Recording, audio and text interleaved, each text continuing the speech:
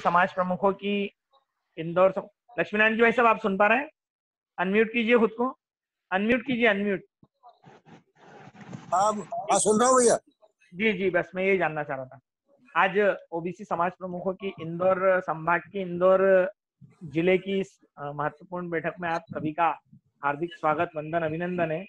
हमारे बीच में आज के मुख्य वक्ता के रूप में पर्यटन निगम के पूर्व अध्यक्ष, कैबिनेट मंत्री दर्जा प्राप्त एवं वर्तमान विधायक श्री मोहन यादव जी उपस्थित हैं। उनका हार्दिक स्वागत, वंदन, अभिनंदन है। साथ ही हमारे बीच में ओबीसी मोर्चा के माननीय प्रदेश अध्यक्ष श्री भगत सिंह जी भाई साहब उपस्थित होंगे जल्दी। उनका भी हार्दिक स्वागत, वंदन, अभिनंदन है। साथ ही संभाग प्रभारी द्वय श्री लक्ष्मी नारायण साहू जी, जो ओबीसी मोर्चा के प्रदेश मंत्री भी हैं, उनका भी हार्दिक स्वागत, वंदन, अभिनंदन है। एवं संभाग प्रभारी श्री मांगीलाल जी रेडवाल और ओबीसी मोर्चा के प्रदेश उपाध्यक्ष वे भी हमारे बीच उपस्थित हैं। उनका भी हार्दिक स्वागत, वंदन, अभिनंदन है। साथ ही एक मिनट है,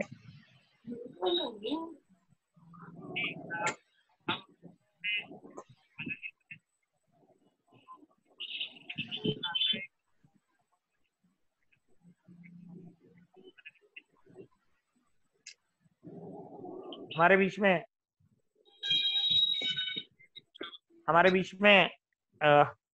माननीय प्रदेश अध्यक्ष जी 2 मिनट में जुड़ने वाले हैं। मैं तब तक इस बैठक को शुरू करते हुए, हमारे बीच में ओबीसी मोर्चा के जिला अध्यक्ष श्री राजाराम जी गोयल और उनकी पूरी टीम उपस्थित है। उनका भी बहुत बहुत स्वागत, वंदन, अभिनंदन है। साथ ही मैं अब संभाग प्रभारी श्री लक्ष्मीनारायण साहू जी से आग्रह करता हूँ कि वे बैठक को संबोधित करने की कृपा करें। उसके बाद में हम माननीय प्रदेश अध्यक्ष जी को सुनेंगे और फिर हमारे बीच जो प्रमुख वक्ता उपस्थित हैं उनका हम मार्गदर्शन प्राप्त करेंगे। आदरणीय लक्ष्मीनारायण जी। आज के ओबीसी मोर्चा की बैठक को हमारे प्रदेश के अध्यक्ष जी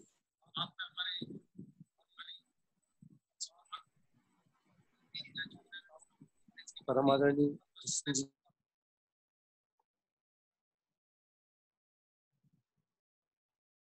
है और प्रदेश में उन्हें एक नई व्यवस्था रची और नीचे तक भारतीय जनता पार्टी विशाल मोर्चे को उतारा है। विशेष अध्यक्ष महोदय, परम आदरणीय, आज की बैठक में मुख्य वक्ता हमारे विधायक उज्जैन से और साथ ही पूर्व के अध्यक्ष आदरणीय मोहनलाल यादव जी, डॉक्टर मोहनलाल यादव जी। भाई साहब नमस्कार। नमस्कार भाई साहब।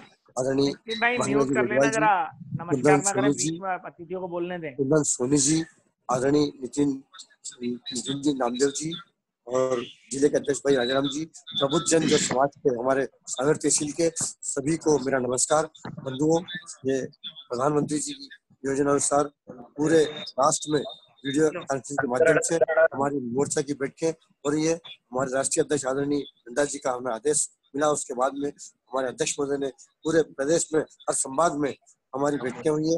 आज इंदौर संभाग की आखिरी बैठक हमारी चल रही है, झाबुआ की भी साथ में चल रही है और इंदौर ग्रामीण की, इसके पश्चात इंदौर नगर की बैठक भी आज ही अभी है और साथ में कानपुर की बैठक भी है। बंधुओं, आप सब इस कोरोना महामारी से जुड़े हुए हैं। आपको 2-3 महीने से लगातार पूरे संभाग के कार्यकर्ता लगे हुए हैं, इसमें निश्चित तौर से आप सब धन्यवाद के पात्र हैं। साथ ही मैं आपसे निवेदन करूंगा कि आपने जो कार्यक्रम आया, जो आपने अक्षरशः पालन किया, मास्क वितरण का, सैनिटाइजर वितरण का, साथ ही हर घर घर जाकर राशन वितरण का, इसके लिए भी आप सब कार्यकर्ताओं को धन्यवाद करता हूँ और आपसे निवेदन करता हूँ कि आने वाले 3-4 महीने और ये महत्वपूर्ण है। हम सबको बहुत सावधानी पूर्वक रहना है, हमको दूरियां बना के चलना है। बंधुओं, हम सब भाई जितने भी हैं ग्रामीण क्षेत्र के, उन सबसे मेरा निवेदन है कि आप आसपास में ना बैठे, आसपास में ना रहें, घर में बैठे, मास्क लगा के बैठे और सैनिटाइजर लगा के जाए कहीं भी इधर उधर। आप सब, अब मुख्य वक्ता हमारे मोहनलाल जी यादव साहब और हमारे अध्यक्ष महोदय वो आपको संबोधन करेंगे। मैं आपसे यही निवेदन कर रहा हूँ कि आप भारतीय जनता पार्टी विशाख मोर्चा से जो भी कार्यक्रम दे रहा है, अभी प्रधानमंत्री के बूथ पर जाके हम कल से चालू होगा हमारा, वो भी हमें करना है, तो आप सब लोग भी कर रहे होंगे और करेंगे। बंधुओं, बहुत बहुत धन्यवाद। भारत माता की जय। धन्यवाद। बहुत बहुत धन्यवाद आदरणीय संभाग प्रभारी जी। आज हमारी ये जो जिलावार बैठकें चल रही हैं, इसमें हमने करीब करीब 250 के आसपास जिला विधानसभा और संभाग की बैठकें कर चुके हैं और सभी बैठकें यूट्यूब चैनल पर, हमारे ओबीसी मोर्चा का यूट्यूब चैनल है, उस पर लाखों लोग लगातार उसको देख रहे हैं। उसमें उसी को हम आगे बढ़ा रहे हैं। सोशल मीडिया पर भी इसे बहुत शेयर किया जा रहा है। आप सभी से भी आग्रह है कि अपने सोशल मीडिया पर फेसबुक, ट्विटर और व्हाट्सएप पर आप इस बैठक को शेयर करें, इसके स्क्रीनशॉट्स वगैरह शेयर करें और इस बैठक की डिटेल शेयर करें। हमारे बीच में माननीय प्रदेश अध्यक्ष जी जुड़ रहे हैं, 2 मिनट में जुड़ जाएंगे, तो हम उनसे उनका मार्गदर्शन प्राप्त करेंगे। उसके बाद फिर हम माननीय प्रदेश अध्यक्ष जी का, माननीय मोहन जी भाई साहब का मार्गदर्शन प्राप्त करेंगे। नेटवर्क की प्रॉब्लम आ रही है क्या? बट रहा है मोहन जी साहब नमस्कार। प्रोग्राम जुड़ गए मेरे बस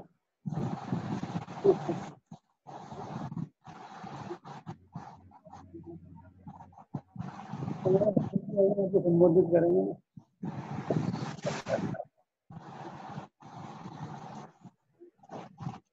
चलो क्या हाल चाल है? चलो क्या हाल चाल है? जय श्री महाकाल साहब।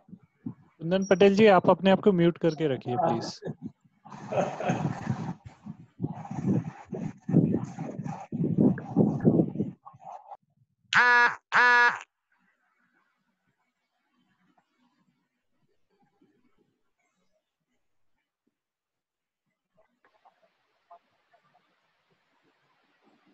नेता जी अध्यक्ष जी भी जुड़ा, नितिन जी जी अध्यक्ष जी, वो साथ में जो मीटिंग चल रही है जाबो में।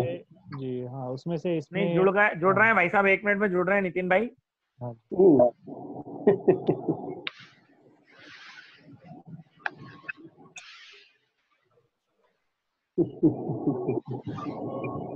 नितिन भाई ये पीछे से नॉइज बंद करो। क्या हो रहा है? ये बैठक में हंस रहे हैं लोग, क्या स्थिति है? हंसी क्यों आ रही है यही समझ में नहीं आ रहा है। नितिन भाई बैठक बंद करो इस आवाज को जो भी आ रही है।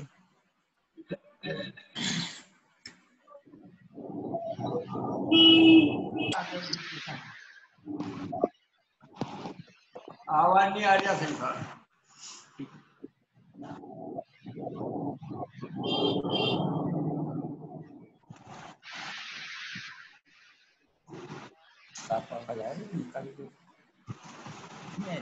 लो राजा रामदास लो कर।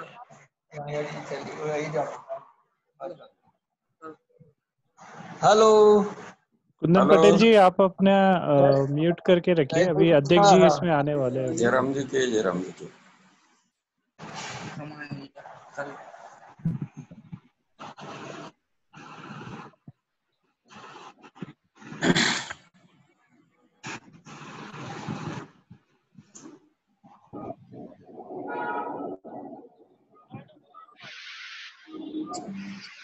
ये क्या तो चालू है?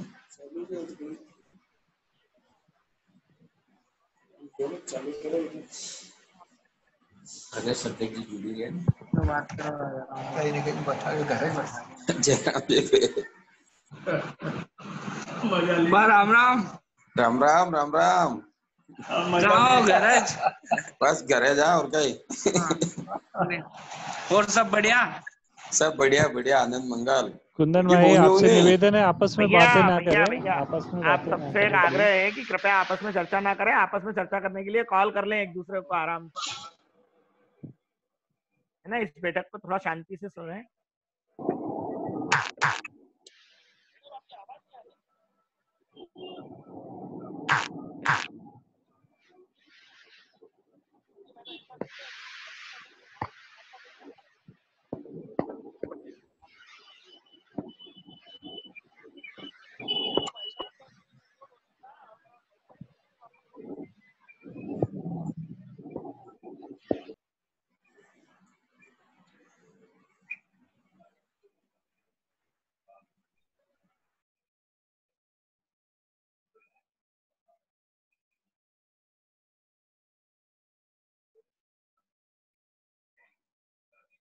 में सब और कुछ नहीं है, सभी दूर है। कुंदन भाई, अध्यक्ष जी का वहाँ पे हो गया क्या? हाँ अध्यक्ष जी जुड़ रहे हैं ये वाली बैठक में। शायद नेटवर्क का हल्का सा कुछ चल रहा है। 2 मिनट में जुड़ रहे हैं।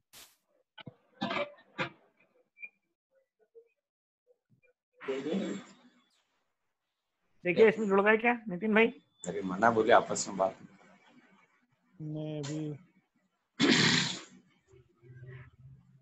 हाँ इसमें जुड़ गया, हल्की सी नेटवर्क की।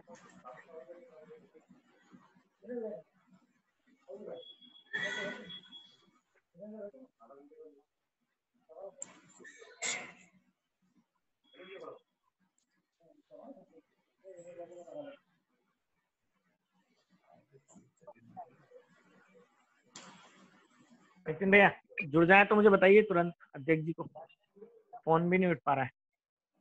अध्यक्ष जी मुझे दूसरी मीटिंग में ही दिख रहे हैं अभी तक।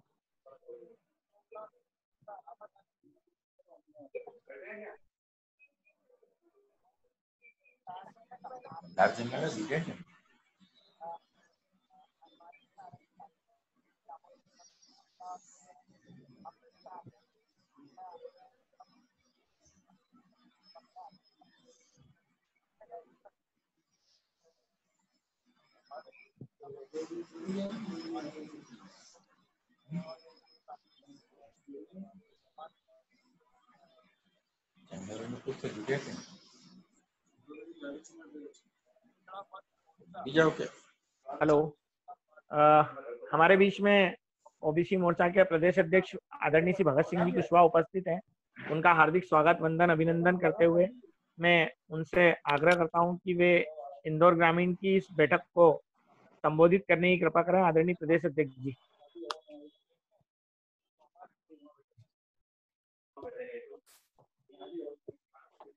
हेलो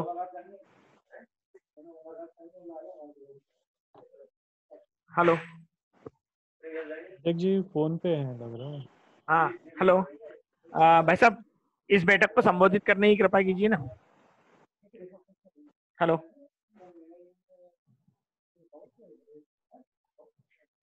जी कनेक्ट करो। जी, हाँ जी, भाई साहब आपसे आग्रह है कि आज की इस बैठक को संबोधित करने के लिए आदरणीय प्रदेश अध्यक्ष जी। भाई साहब आ गए वक्त आपने? जी जी जी जुड़े हुए भाई साहब। मोहन जी भाई साहब जुड़े हुए भाई साहब। आज के इस इंदौर ग्रामीण जिले की वीडियो कॉन्फ्रेंस के द्वारा समाज के प्रमुख लोगों की बैठक में हम सबका मार्गदर्शन करने के लिए उपस्थित हुए हमारे भारतीय जनता पार्टी के नेता, हम सबके आदरणीय और सम्माननीय उज्जैन से विधायक और पिछड़ा वर्ग के आन बान और शान ऐसे माननीय श्री डॉक्टर मोहन यादव जी, साथ में उपस्थित मेरे इंदौर संभाग के प्रभारी प्रदेश के उपाध्यक्ष श्री मांगीलाल रेडवार जी, श्री लक्ष्मी नारायण साहू जी प्रदेश के प्रभारी, इंदौर संभाग के प्रभारी, प्रदेश के मंत्री हमारे लक्ष्मी नारायण जी, मेरे सील जी लश्करी जी प्रदेश मंत्री, मेरे कुंदन जी सोनी जी प्रदेश के सीआईटी प्रभारी, श्री नरेंद्र राठौर जी प्रदेश के सीआईटी प्रभारी, प्रतीक जी, संजय जी, राजेश जी, नितिन जी, उपस्थित प्रदेश की कार्य समिति के सभी सदस्यगण, साथ में मेरे ओबीसी मोर्चा के जिले के सक्रिय जिला अध्यक्ष राजाराम गोयल जी, उनकी टीम, पूरी जिले की महामंत्री, मंत्री, कार्यालय मंत्री, आईटी, सोशल मीडिया उपस्थित है। जैसा कि केंद्रीय नेतृत्व द्वारा तय था, हमारे राष्ट्रीय अध्यक्ष माननीय श्री जगत प्रसाद नड्डा जी और जिनके निर्देशन में हम मध्य प्रदेश में लगातार भारतीय जनता पार्टी को मजबूती देने का कार्य कर रहे हैं, पिछड़ा वर्ग एक मत होकर, एक विचार को लेकर, एक धारा में जुड़कर, ऐसे हम सबके आदरणीय और सम्मानीय प्रदेश अध्यक्ष श्री विष्णुदत्त शर्मा जी, संगठन मंत्री श्री सुहास भगत जी के मार्गदर्शन में जो तय हुआ था कि हमारे देश के यशस्वी प्रधानमंत्री नरेंद्र मोदी जी के दूसरे कार्यकाल का जो प्रथम वर्ष 30 मई को पूर्ण हुआ है, तो जो 1 साल की जो उपलब्धि वाकई में इस देश और राष्ट्र के अंदर हमारे देश के यशस्वी प्रधानमंत्री नरेंद्र मोदी जी के ने जो हमको मान और सम्मान बढ़ाया, और इस वाकई में इस इतिहास के अंदर कभी कल्पना भी नहीं की होगी हमने, जैसे अभूतपूर्व निर्णय हुए हैं, उनको लेकर पिछड़ा वर्ग के प्रत्येक जिलों में हम समाज के प्रमुखों के साथ में जिलावार वीडियो कॉन्फ्रेंस करेंगे। इसी जिलावार वीडियो कॉन्फ्रेंस में हम सबके बीच में हम सबके आदरणीय और सम्मानीय नेता आज के का हमको मार्गदर्शन मिलने वाला है। ऐसे मोहन यादव जी हम सबके बीच में उपस्थित हैं और आज की उपस्थिति जो दर्ज कराने के लिए उपस्थित हुए हमारे सभी पिछड़ा वर्ग के जाति समाज वर्ग संगठन का प्रतिनिधित्व करने वाले सभी नेतागण, मैं आप सबका हृदय से स्वागत, वंदन और अभिनंदन करता हूं। आप और आपका परिवार सुख शांति और समृद्धि से भरा हो। आपके और आपके परिवार के उज्जवल भविष्य की भी कामना करता हूं। साथ में आज हमारे वक्ता के रूप में उपस्थित हुए माननीय मोहन जी भाई साहब, आज उनके मुखारबिंद से जो अमृत बचन के रूप में जो हमारी 1 साल की जो उपलब्धियां हैं जो आज हमारे बीच में विचार के रूप में मिलने वाली है, उनको हम सबको और साथ में आत्मनिर्भर भारत की लेकर हम सब आगे हमारा क्या कदम होगा, आज वर्तमान परिपक्ष को देखते हुए पिछड़ा वर्ग की क्या भूमिका होना चाहिए, इस विषय पर हमको आज भाई साहब के विचार हमको मिलने वाले हैं। तो हम सब कार्यकर्ता उनके विचारों को अपने अंतःकरण में उतारते हुए अपने अपने वर्ग समाज संगठन जहां हम इसका नेतृत्व करते हैं उनके बीच में जाकर उस विचार को साझा करते हुए, जिससे पार्टी ने पूरे देश के अंदर, राष्ट्र के अंदर पिछड़ा वर्ग का सम्मान बढ़ाया है, हम उसको मजबूती देने का कार्य करेंगे। इन बातों के साथ में अपनी बात को समाप्त करता हूँ। बहुत बहुत धन्यवाद आदरणीय अध्यक्ष महोदय। मैं बैठक के इस क्रम को आगे बढ़ाते हुए हमारे बीच उपस्थित मुख्य वक्ता आदरणीय विधायक श्री मोहन जी भाई साहब से आग्रह करता हूं कि वे इंदौर ग्रामीण की इस बैठक को संबोधित करने की कृपा करें। आदरणीय मोहन जी भाई साहब, वैसे आपका ऑडियो अनम्यूट कर लीजिए, ऑडियो म्यूट है। मोहन जी भाई साहब, आपका ऑडियो म्यूट है। कर लिया? हो गया चालू? जी जी जी, अब हो गया जी, है ना। नमस्कार, जय महाकाल। आज की इस बैठक में मैं आप सबका स्वागत करता हूं। आप सबकी, यद्यपि मैं जो बात बताने जा रहा हूं या बोलने जा रहा हूं, सबकी आप सबको कल्पना भी है, जानकारी भी है। मैं मात्र रिवीजन करा रहा हूं, पुनर्स्मरण कराने का प्रयास करूं। कई बार हमारे आसपास घटने वाली बड़ी बड़ी घटनाएं जब घट जाती है और एक साथ उसका क्रम अगर बढ़ जाता है, तो कई बार हमको उसका गंभीरता के साथ जो एक एक चीज का विश्लेषण करके उसका जो आनंद आना चाहिए, उसका एहसास होना चाहिए, वो उतना नहीं हो पाता जितना बड़ा वो विषय रहता है। लगातार हमारे प्रधानमंत्री जी का ये दूसरे कार्यकाल का पहला वर्ष ऐसी अनगिनत घटनाओं से भरा हुआ है जो लगातार पूरे वर्ष एहसास कराता है कि कीमती होगा। यशस्वी प्रदेश अध्यक्ष जी, माननीय भगत जी, माननीय सेल जी, माननीय मांगीलाल जी, लक्ष्मी नारायण जी और समस्त हमारे पिछड़ा वर्ग प्रकोष्ठ के सभी पदाधिकारियों का स्वागत करता हूं, अभिनंदन करता हूं। कितना अच्छा लग रहा है हम सबके जानकारी में कि हमारे लिए अपने समाज के माध्यम से आजादी के बाद पहली बार, अगर हम थोड़ा सा समय छोड़ दे चरण सिंह जी वाला, तो पिछड़े वर्ग का कोई प्रधानमंत्री बन जाए, उनको कोई मौका मिल जाए, ये बड़ा कठिन काम। इतनी बड़ी आबादी और उस आबादी से कोई नेतृत्व निकल के आ जाए, ये अपने आप में चमत्कार था। और ये हमारे माननीय यशस्वी प्रधानमंत्री का ही अपने बलबूते पर किया जाने वाला एक तरह से उनके काम का प्रभाव है कि हमारे यहाँ ऐसे बड़े बड़े विषय को लेकर कई बार घेराबंदी होती थी कि कहाँ गया आपका राम मंदिर का मुद्दा, कहाँ गया आपका जम्मू कश्मीर का मामला, कहाँ गई आपकी 3 तलाक की घोषणा है। ऐसे कई ताने हमको लगातार सुनने में आए।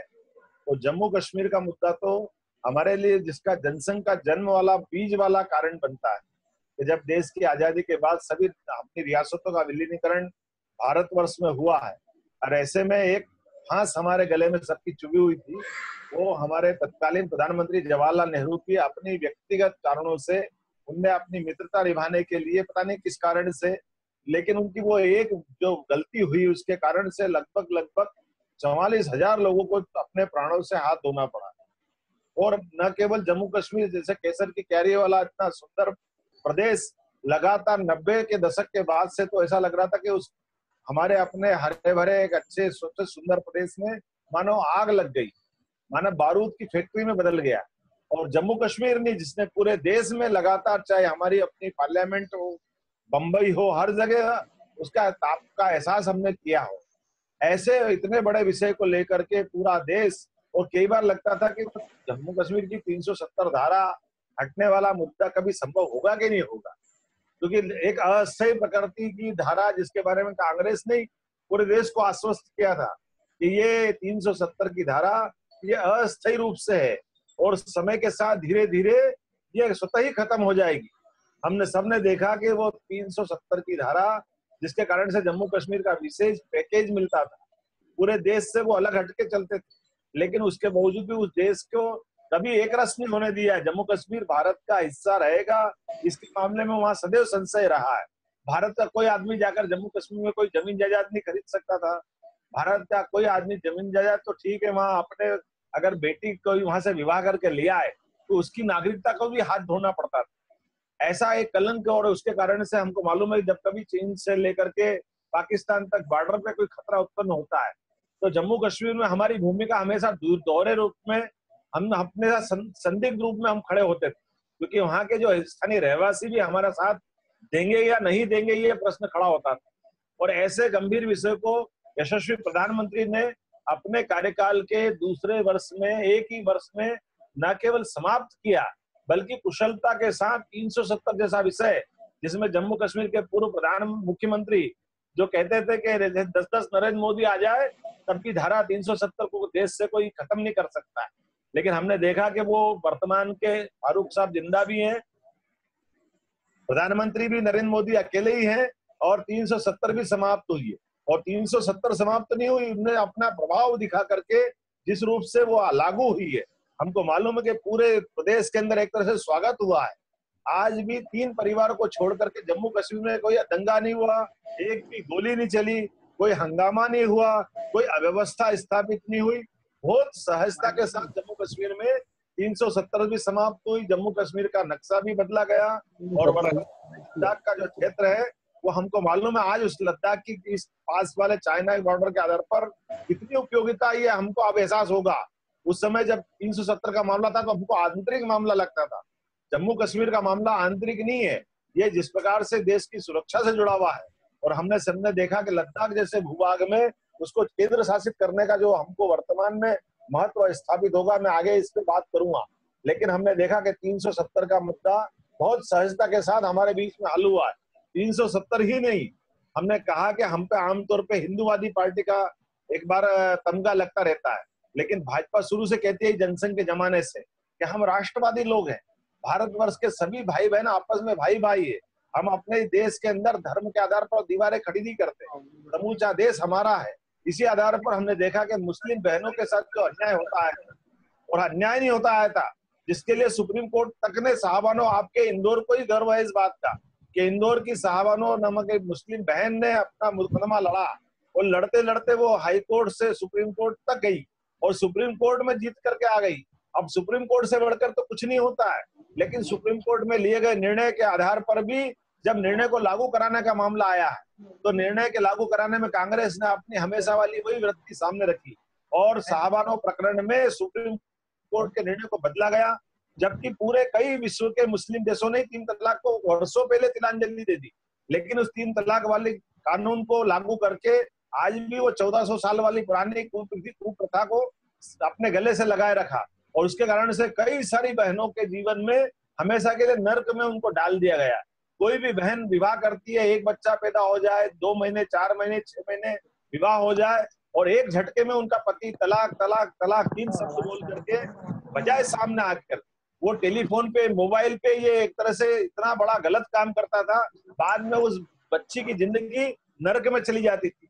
उसको पता नहीं कितने प्रकार से जीवन जीना पड़ता। कई सारे बहनों का तो वेश्यावृत्ति की तरफ से संबंध बढ़ना पड़ता था, जो एक तरह से अपमानजनक के साथ साथ उसकी जीवन भर नर्क की स्थिति में जाना पड़ा। ऐसे कलंक के धोने का काम भी हमारे यशस्वी प्रधानमंत्री माननीय नरेंद्र मोदी जी ने न केवल संवैधानिक व्यवस्था के अंतर्गत बल्कि पूरे देश में बगैर झंझट के बहुत आराम से इतना बड़ा कानून लागू कर दिया। हमको मालूम है कि जिस प्रकार से राजीव गांधी जी के जमाने में जब ये विषय लाते थे, अगर अपन तुलना करें 2 निर्णय की, कि सुप्रीम कोर्ट ने जिस निर्णय को किया उसको केंद्र सरकार लागू नहीं कर पा रही, और उसके बजाय भारत सरकार, वर्तमान में मोदी जी की सरकार, राजीव गांधी की सरकार जो लागू नहीं कर पाती है, माननीय यशस्वी प्रधानमंत्री नरेंद्र मोदी जी बहुत सहजता के साथ पूरे देश को विश्वास में लेते हुए उसको लागू कर देते हैं। हमने सबने देखा है कि एक और निर्णय हुआ कोर्ट का, ये खाली उतना नहीं, इससे कंपैरिजन हो जाएगा कि हमारे वर्तमान मेजोरिटी से भी बड़ी मेजोरिटी में राजीव गांधी आए थे, लेकिन 3 तलाक के सुप्रीम कोर्ट के निर्णय को लागू नहीं कर पाए। हमने सबने देखा कि भगवान राम के अयोध्या के उस जीर्णोद्धार मंदिर का निर्माण, राम मंदिर का निर्माण, रामलला हम आएंगे मंदिर वही बनाएंगे, और कांग्रेस कहती थी सरकार बनाएंगे और तारीख नहीं बताएंगे, जबकि सारे तारीख बताने में, इस निर्णय को लागू कराने में, राम मंदिर बनाने में, यहाँ तक कि भगवान राम के अस्तित्व पे ही प्रश्न खड़ा करती थी कांग्रेस। कांग्रेस ने हलफनामे दे दे के कहा कि कहाँ के राम, कब पैदा हुए, कहाँ रिकॉर्ड, कहाँ इतिहास। इसलिए राम भगवान की जन्मभूमि का मामला हो या राम सेतु का मामला हो, कांग्रेस हमेशा उसको नकारती रही है। लेकिन कांग्रेस ने अपनी उस षड्यंत्रकारी नीति के आधार पर भगवान राम को हमसे दूर करने का जो प्रयास किया था, सुप्रीम कोर्ट में यथास्थिति तरीके से जो तथ्य उपलब्ध कराए गए भारत सरकार के माध्यम से, और आश्वस्त किया गया कि जो सुप्रीम कोर्ट फैसला कर देगी पूरा देश को हम लागू करवाएंगे। और हमें इस बात का गर्व और गौरव है कि सुप्रीम कोर्ट ने उस निर्णय को जैसे लागू किया, पूरे देश में बगैर कोई झंझट के यशस्वी प्रधानमंत्री ने सभी राज्यों की सरकारों को विश्वास में लेकर, पूरे समाज को विश्वास में लेकर, अयोध्या जैसे एकदम से जो 90 से आज तक का उलझावा मसला था, एकदम से पूरे देश में आग लग जाएगी कितने प्रकार से डराते थे, लेकिन बहुत सामान्य तरीके से, बहुत सहजता के साथ न केवल उस फैसले को लागू कराया गया, बल्कि उसमें जो अवरोध और तकलीफ आई उनको बहुत दूर सावधानी पूर्वक किया गया।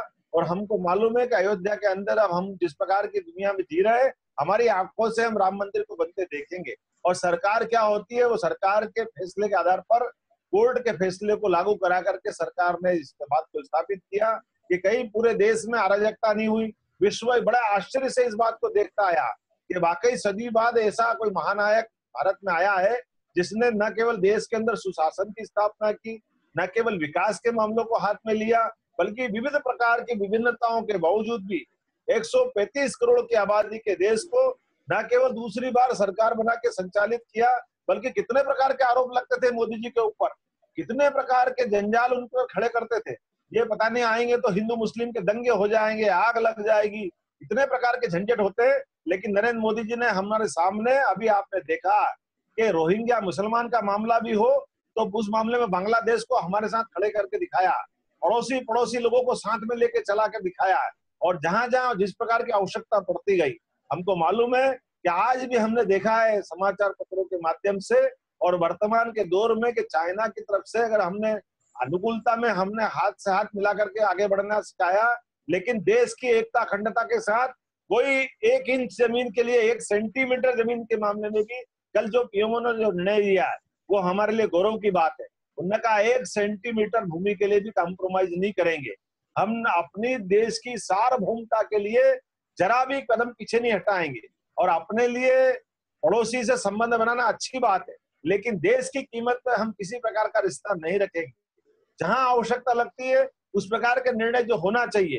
कोरोना जैसी विश्व महामारी में जब अमेरिका, इटली, स्पेन ऐसे बड़े बड़े देश जिसकी भारत की तुलना में कई गुना ज्यादा अर्थव्यवस्था मजबूत है, जहां उनकी स्वास्थ्य के हॉस्पिटल से लेकर के सभी संसाधन, इटली और अमेरिका तो दुनिया के नंबर 1 और 2 हेल्थ के मामले में अच्छे देश माने जाते हैं, लेकिन वहां की हालत हाहाकार मच गई।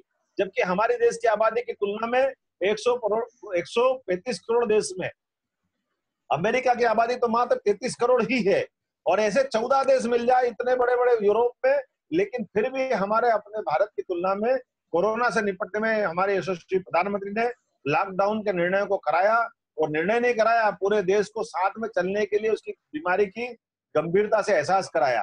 और ऐसे गंभीर काल में जब हमारे अपने देश के लोगों का भी ध्यान रखा, बल्कि विश्व का भी ध्यान रखा, और विश्व के अंदर प्रत्येक देश में जहां दवाई की आवश्यकता थी, जहां संसाधन की आवश्यकता थी, जहां जिस प्रकार से आवश्यकता थी, मदद पहुंचाने का प्रयास किया। आस पड़ोस में सभी देशों में भी ध्यान दिया और पूरे विश्व की तरफ भी ध्यान दिया, और पूरे विश्व के उस ध्यान देने वाले 2 महीने के लॉकडाउन में अपने यहाँ देश के अंदर भी सारी संसाधन खड़े करके हॉस्पिटलों के अंदर वेंटिलेटर की व्यवस्था, आपके इंदौर और उज्जैन को तो हम सबके सामने ध्यान में आता है कि हमारे यहाँ की जांच उठ करके भारत में खाली 2 ही लेबोरेटरी थी, एक पूना में और एक गुजरात में, जहां ये जांच होती थी।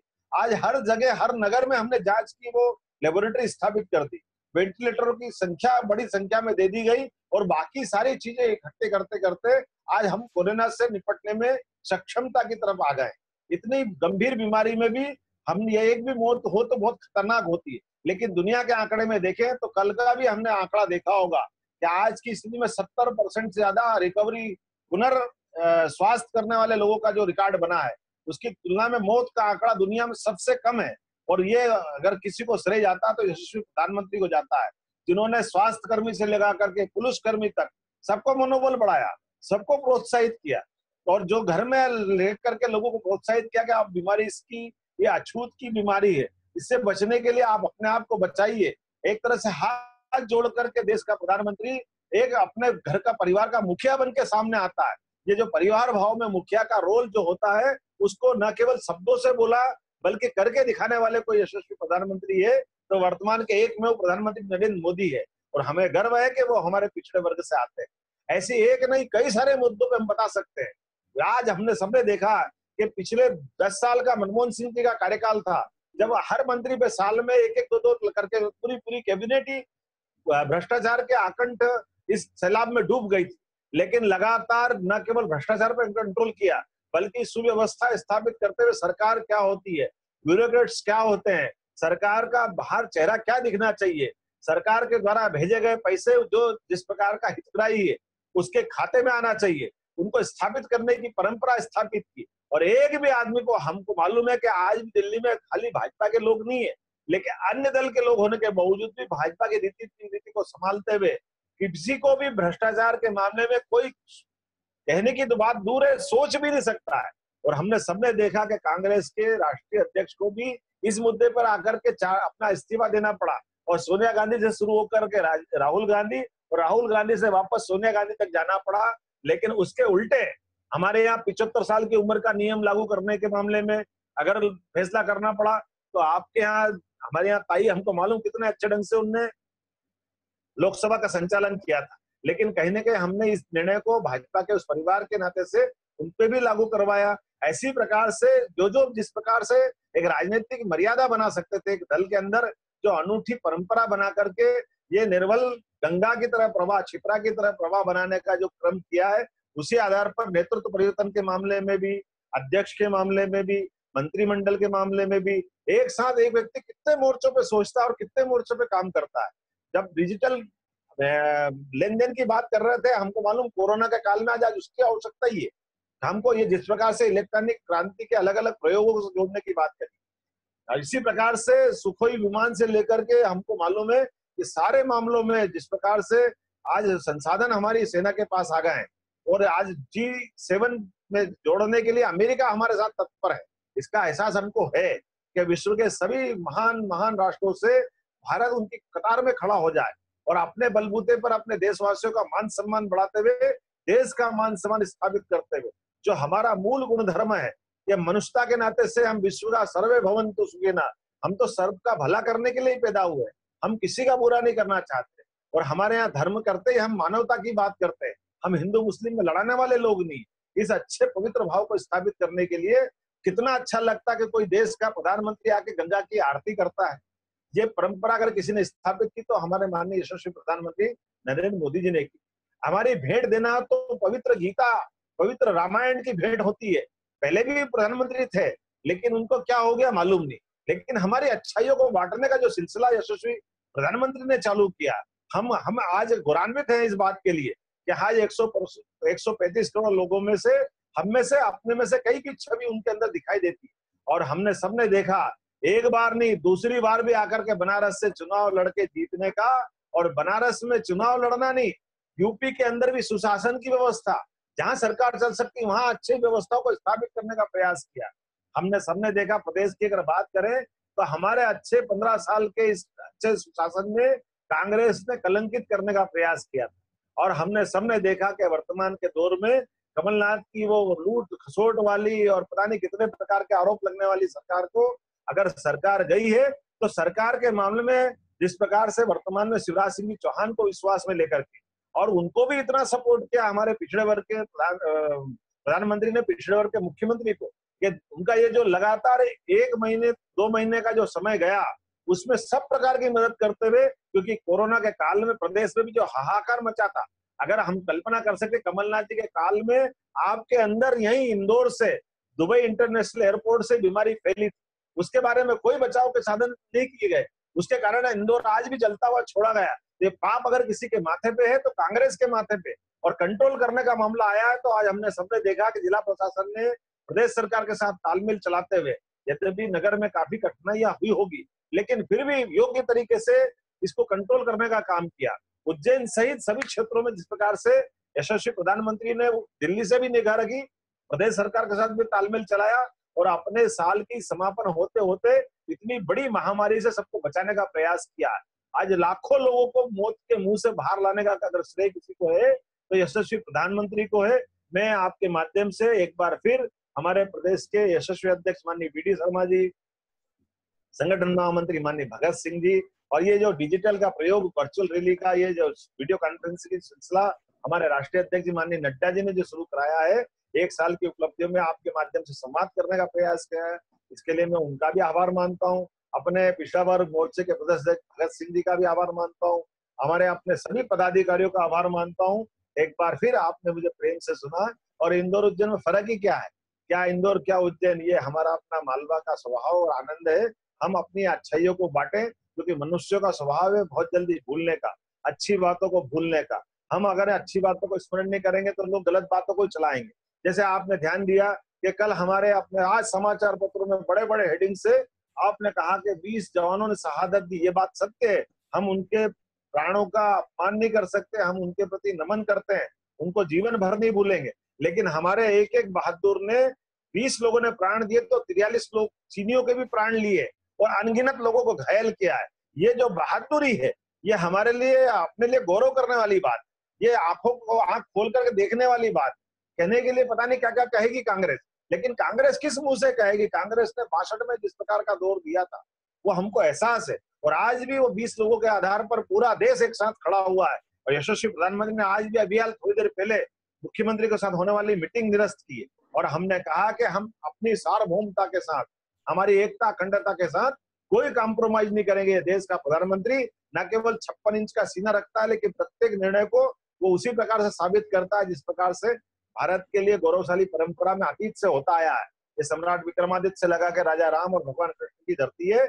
यहाँ को आंख उठा के देखने का प्रयास करेगा, हम उसको यथा योग्य तरीके से निपटना जानते हैं। और यशस्वी प्रधानमंत्री के हाथ में रहते हुए निश्चित रूप से देश आगे बढ़ेगा। और पिछड़े वर्ग मोर्चे को तो गौरव की बात है कि हमारा अपना बंधु आज देश चला रहा है और दुनिया उसका सम्मान कर रही है। एक बार फिर मैं अच्छा आयोजन के लिए आप सबको बधाई देता हूँ। बहुत बहुत धन्यवाद। भारत माता की जय। जय महाकाल। धन्यवाद विधायक जी, बहुत बहुत धन्यवाद। बहुत बहुत धन्यवाद आदरणीय विधायक जी। नितिन भाई म्यूट कीजिए सबको। मैं अब बैठक की अंतिम कड़ी में अध्यक्ष श्री राजाराम जी यादव से, राजाराम जी गोयल से आग्रह करता हूं कि वे आज की इस बैठक के लिए आभार प्रकट करें।